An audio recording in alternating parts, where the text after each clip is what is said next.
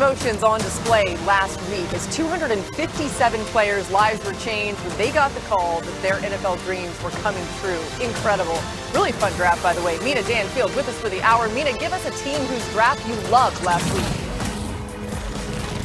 I thought the Tampa Bay Buccaneers absolutely crushed it. Everybody knew they needed a pass rusher, but very few thought Reuben Bain Jr. would be there. And credit to Jason Light, their GM, for sitting and waiting, because I would have been itching to trade up as he started falling. He added a couple of impactful defensive pieces. Josiah Trotter, Keontae Scott out of Miami, who's a dog who can also play the nickel and safety. And as a whole, I love this draft. I love what it does for the Tampa Bay Buccaneers right now. Mina, one of the advantages for me of doing a big board is I can kind of quantify these things. There was only one NFL team that had 5 of my top 100 players on their roster by the end of the weekend. That was the Raiders, who actually had 6 of my top 109, if you include Trey Zune, who went in the late 90s for them in the 3rd round. Defensively, I like some of the versatility they added. I also like the pure pass rush juice that Kieran Crawford offers. And, of course, Fernando Mendoza, the crown jewel of the 2026 NFL Draft. Brace yourself. I'm going with the New York Jets. Pick number 2, they get, in many people's eyes, the best pass rusher, David Bailey. Then you go Kenyon Sadiq. I've continuously said, think Zach Ertz under Frank Reich, the play caller. Omar Cooper Jr., body catcher, yards after the catch, Jarvis Landry type of player. They got D'Angelo Pons. Everyone knows that I love really dynamic nickels. I think he can play inside right away for a defense that did not have any interceptions last year. I thought the Jets crushed it. Let's go, Jets. I agree, right? There's no denying it. No matter how crazy sometimes it sounds to say the Jets crushed it. Maybe it's a turning you don't of the tide. Everyone is skeptical of it. So. Well, that's how Jets fans You have tell to a be. Jets fan that you like their draft, and their immediate response is like, just give it time. We'll screw it up. Wait. It's like, no, you're not. We're trying to figure out what we screwed up. We're with you for the hour. Adam Schefter is here, too. There's a lot of news, and Adam was in Pittsburgh for all the action. Joins us now for some of the top stories from draft weekend. Adam, give us some of the stories that helped define the draft. Let's start in Kansas City. The Chiefs made a statement that they were looking to improve their defense. Their first 4 draft picks were all defensive players, including first-round draft pick Mansour Delane. They followed that up right after by going with Peter Woods, the defensive tackle from Clemson, R. Mason Thomas, the edge from Oklahoma, and Jadon Kennedy, the defensive back from Oregon. They know that their offense can hold its own. The Chiefs went to upgrade their defense, and it looks like they did just that. Meanwhile, the Giants upgraded both line positions. They got arguably the top 2 linemen on each side of the ball. Arvell Reese was the number 5 overall selection. Francis Mauigoa was the 10th overall selection. And John Harbaugh knows that games are won in the trenches, and that's where the Giants use their early draft resources. Meanwhile, the Eagles traded up to take USC wide receiver Mekhi Lemon. The last time the Eagles and Cowboys made a trade like this, swapping draft positions, the Eagles came away with Devontae Smith. The Eagles are hoping that Mekhi Lemon can now complement Devontae Smith and obviously help make up for the expected absence of A.J. Brown, who still is expected to be dealt on or after June 1st to the New England Patriots. Adam's with us for the entire show. A lot more to get to, and we will. Mina, the Eagles land Lemon and Vanderbilt tight end Eli Stowers. If A.J. Brown is, in fact, traded away by the start of the season, just how different do you expect this offense to look in Philly? Very different. I think the Lemon selection in particular adds to this sense that the Eagles offense is really going to undergo an evolution under the new offensive coordinator, Sean Mannion. Starting with the player, Lemon, physical, gritty, primarily in the slot, but I think you can align him in the backfield. He does his best work over the middle of the field, which we all know has not been a focal point of this offense and this quarterback, but it's so easy to look at this group of receivers now with Devontae primarily playing on the outside, Stowers as more of like a big slot type of a tight end. And to think about, okay, what might this look like? How could it look a little bit more like Green Bay? Spread the ball around, under center, condensed formations. Can they improve the run game in that regard? They added a blocking tight end too. The question for me is not whether the offense is evolving. I think we all see it's going to. It's whether the quarterback is going to be on board with that, Dan, because this has not been who Jalen Hurts has been in the NFL. It's not been the kind of offense they've run with him. And for it to succeed, he needs to be on board and executing it the way that we've seen it work out so well in other places. Yeah, it's the dawn of a new era offensively in Philadelphia. I mean, Jalen Hurts will have no choice but to throw the ball over the middle field and get comfortable doing it. I think not only the Mekhi Lemon selection, but to your point, Stowers, indicates that. Sean Mannion, play call. I mean, if we look at Jalen Hurts over the past couple years, he's the least thrower of the football.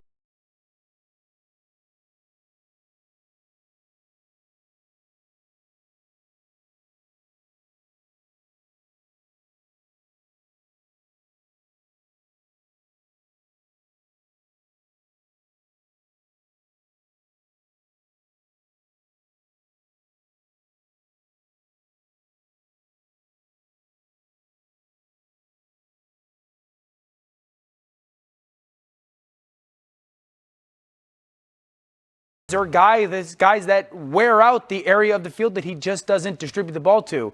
It's a new era, and I think his hand is going to be forced getting comfortable with it.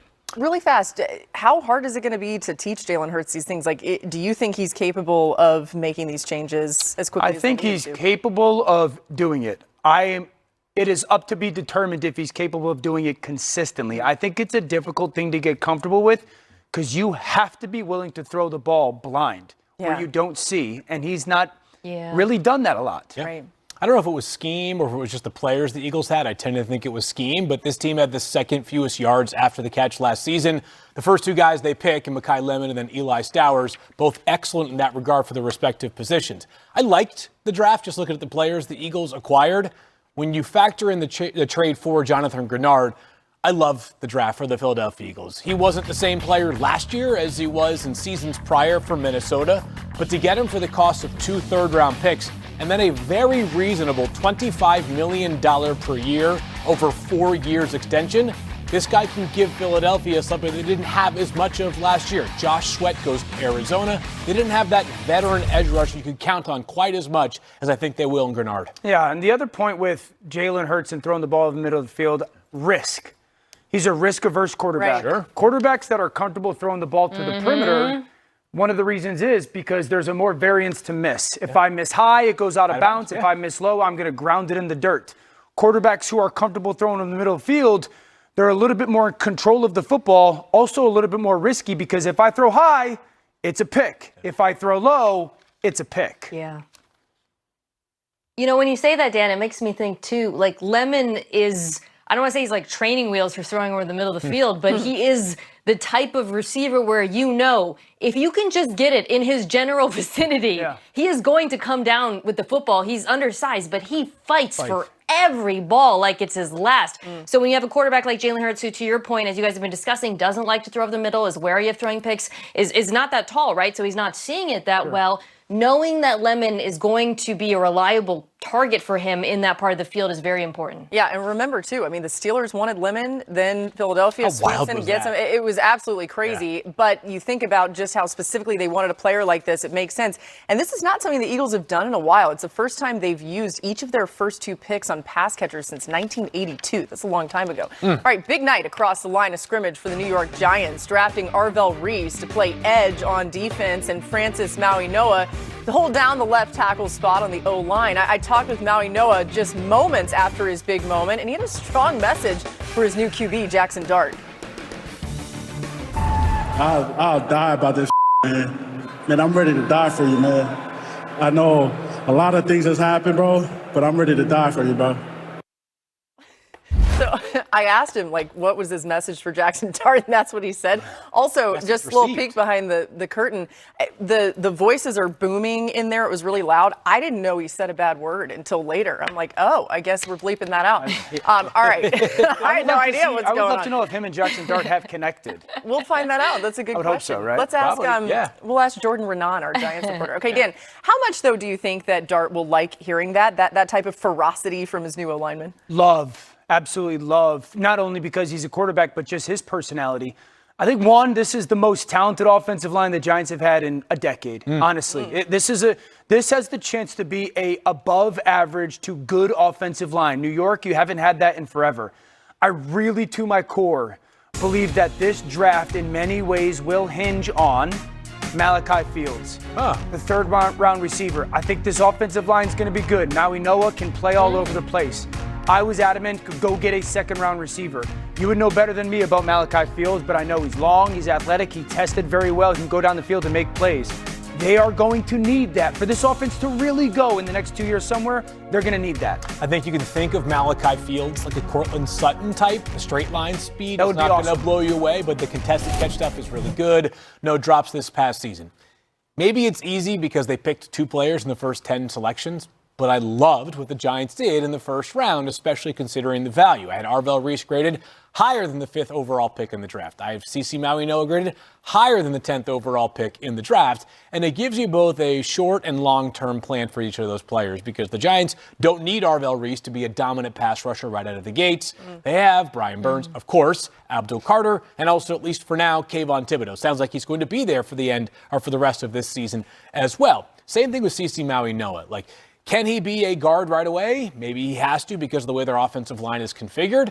But this team can also have a plan to move him back to his natural spot at right tackle at some point in the future. There was the biggest question mark for CeCe Maui-Noah was he did have this back issue that teams were made aware of during the pre-draft process. Obviously, the Giants and others were very comfortable with it, given the fact they took him number 10 overall. But he was the steadiest player, start to finish, of any prospect in the entire class. You mentioned that Arvell Reese doesn't necessarily have to play right away or at least be a regular heavy contributor right away. Mina, when you think about that, how do you think they should use Reese? He's a guy that some people wondered how they'll develop him, but you've always been high on his skill set. Yeah, I loved this pick for them. So primarily he is going to play linebacker. And as I said, the day after they drafted him, he is a very good linebacker. He is extremely good against the run. He's an exceptional tackler. And I think will be contributing to what was a very bad run defense last year immediately next to Tremaine Edmonds. But I also want you to picture this. Say it's 3rd down. You got Abdul Carter and Brian Burns, maybe even Kayvon Thibodeau's finds his way on the field. And Arvell Reese is walked up over the A-gap. If you're the offense, you don't know if he's dropping into coverage, if he's maybe spying your quarterback, if you got a mobile quarterback, or if he's coming as a pass rusher, but you have to prepare for that possibility.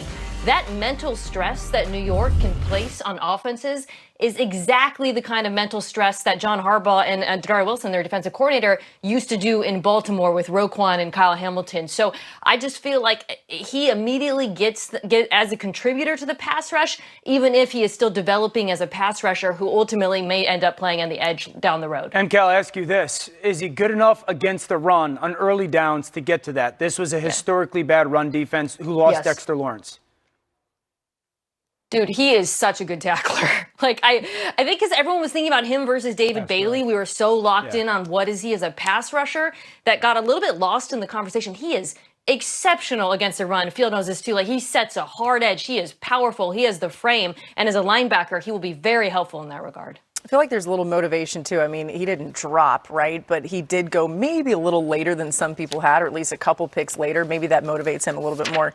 We saw him in the green room. What on earth? Where does Ohio State find these guys? I don't know. Him and Sonny Chiseled Styles. out of absolute rock. You have muscles I don't even think are in my body. I think they come to Connecticut. That's pretty much true. You can relate? Greek Okay. gods. Jeez. Dan's like, that's where I came from.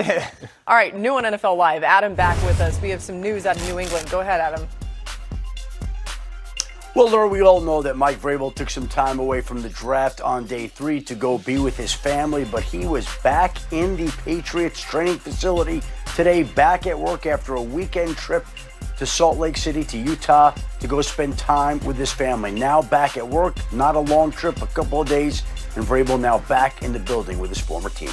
All right, we got more coming your way here on NFL Live. Don't go anywhere. Lots still to get to. Just reflecting on the draft. New on NFL Live, Dak Prescott in the building as Cowboys voluntary workouts begin today. A little pep in his step, getting ready to go. It says back 4 more. Pretty clever there, number 4.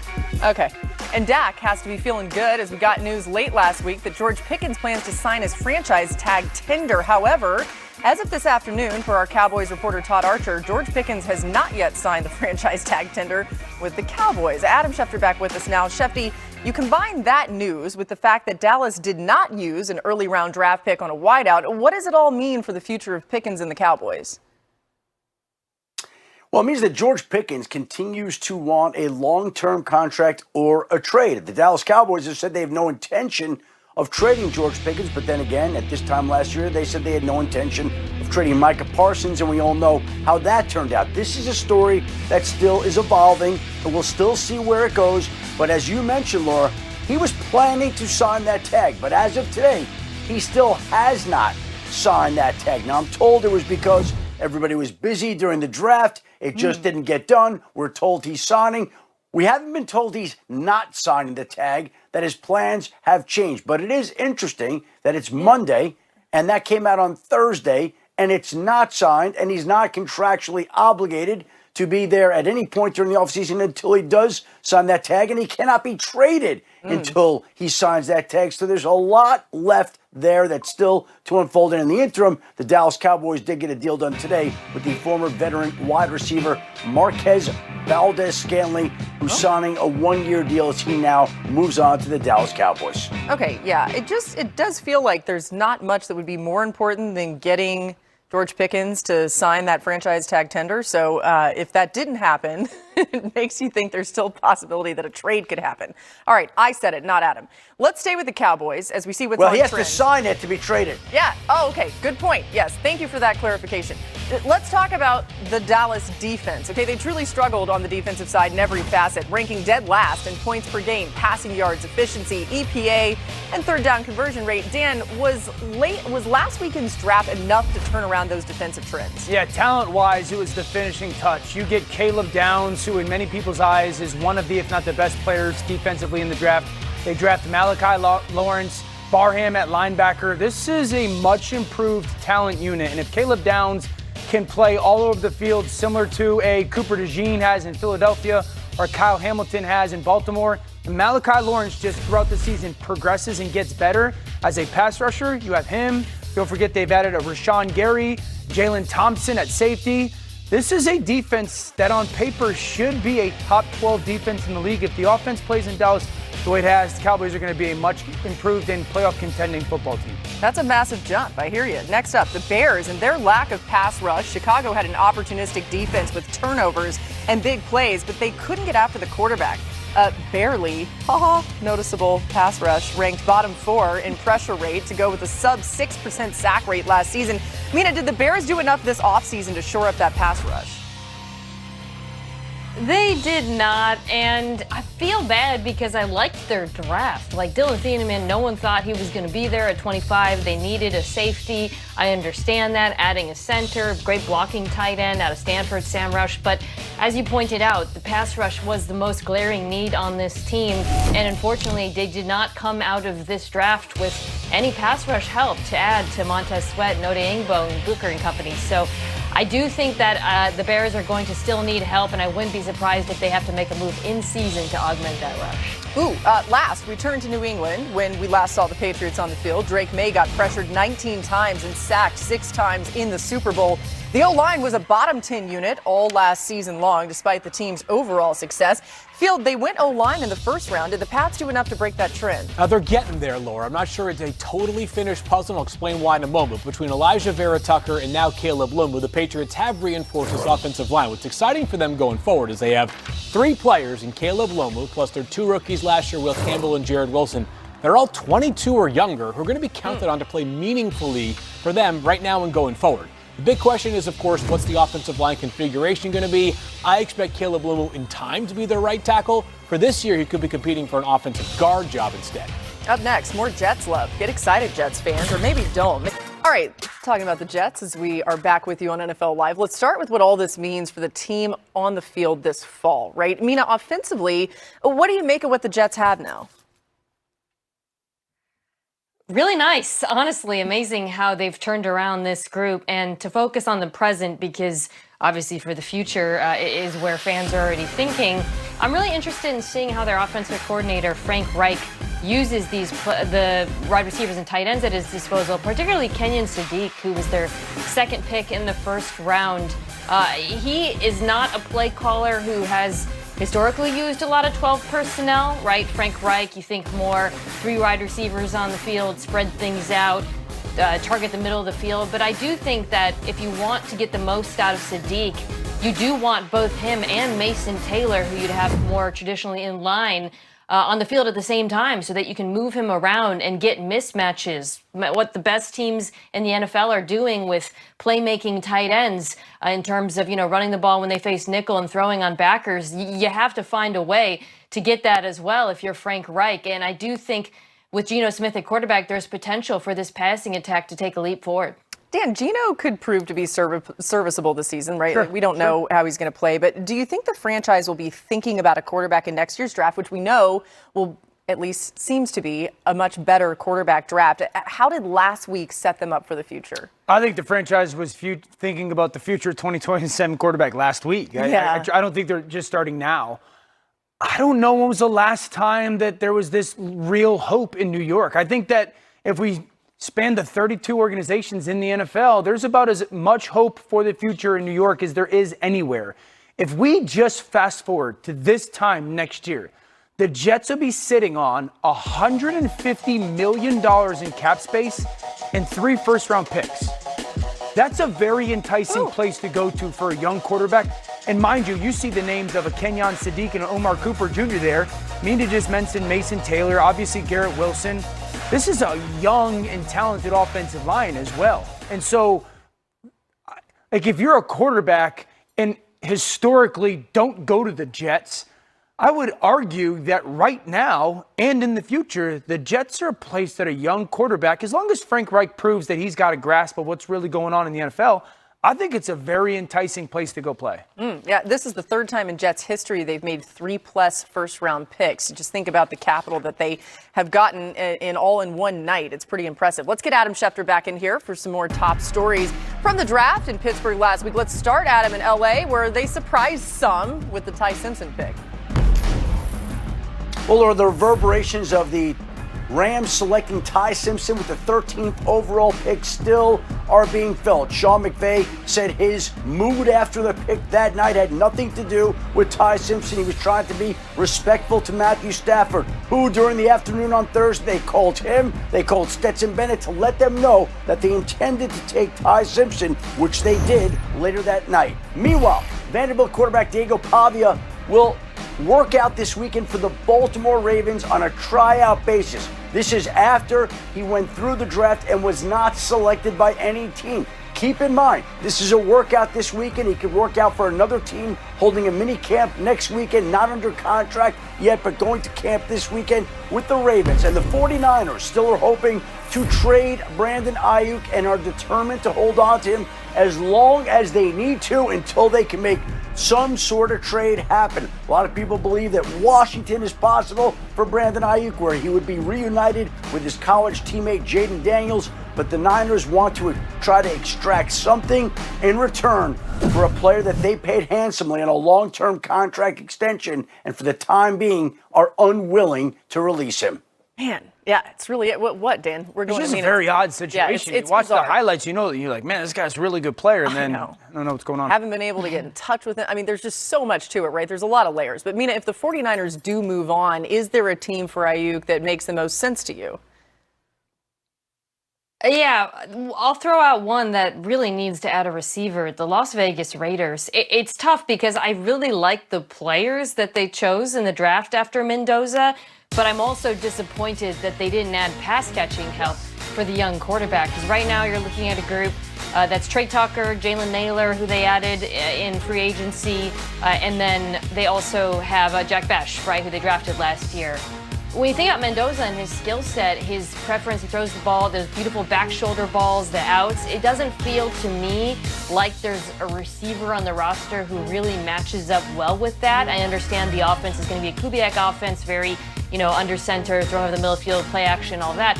So I would be on the phone and gauge interest. Obviously it's hard to know where Aiyuk is right now, what his status is as a player. We're all kind of grasping. But if he's anywhere close to what he was in San Francisco, that would be a really helpful add. Yeah, I would put Washington very much so at the top of the list. Need and the relationship with their quarterback, Jaden Daniels, their time in college. Shefty, I'd ask you this, because my thought goes to anybody that wants to be in the A.J. Brown trade sweepstakes, at least was.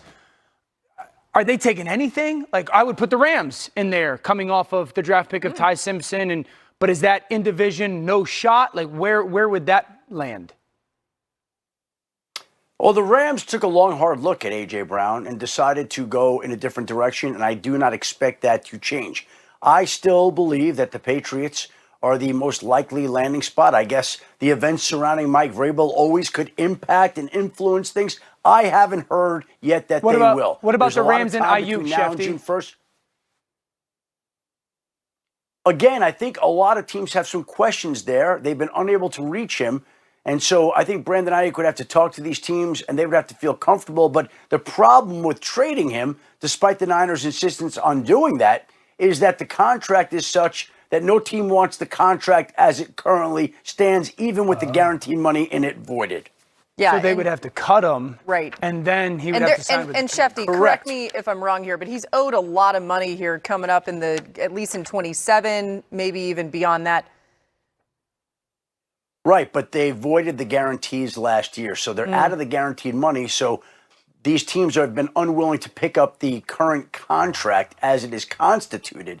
They'd rather he be released, and then they could sign him to their own contract at a much lower number. Yeah, so this is going to continue to And be a there's no- standstill for a little while. There's no deadline, right? There's no time where he has to be cut at a certain time frame? No, I would say this.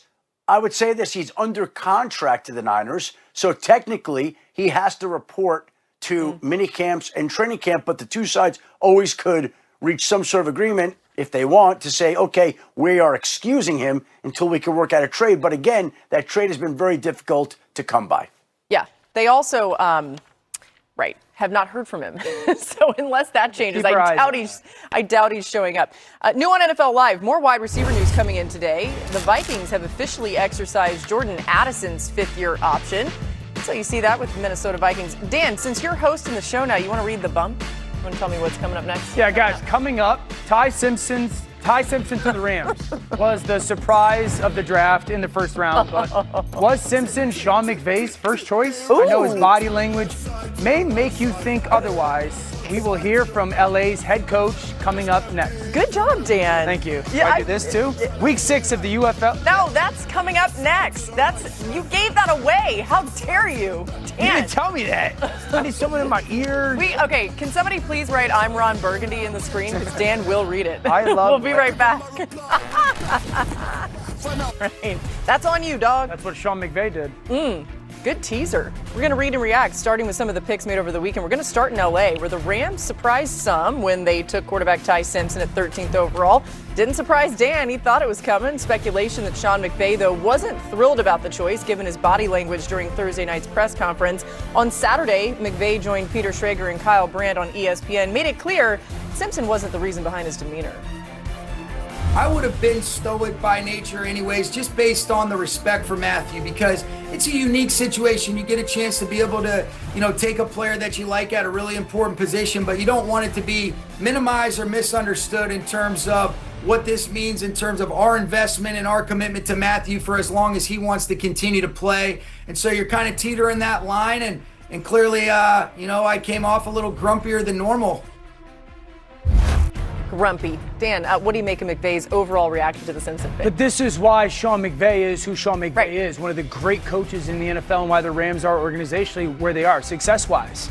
This is the superpower, the ability to lead, take accountability, communicate, not step over certain situations. Sean even intimated it. It's a unique situation. I have said since the moment, you are trying to thread the needle, and it's rare that an organization has that opportunity realistically to live in the now while also preparing for the future. And Sean, while respectfully understanding, I'm not trying to overshadow our MVP, reigning MVP quarterback, while also accepting this new player in an important position, he's trying to do it perfectly, and I think he's done it well over the past 48 to 72 hours. Yeah, it's a delicate balance, and you're right, very few could strike it the way that McVay has.